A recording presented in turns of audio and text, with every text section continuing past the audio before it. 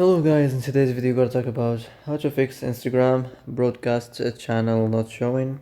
So the answer is easy. Go to the settings and then scroll down to the apps. Alright, and then go to the search and here search on Instagram. Now as you see, go to the storage and here you find this clear cache right here. Click on it and see, go check if it worked.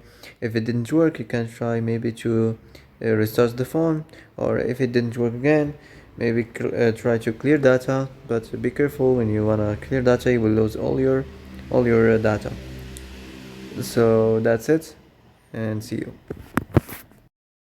So that's it for today's video. I hope this is the answer you've been looking for. If you like this video, don't forget to like and subscribe, and see you in the next video.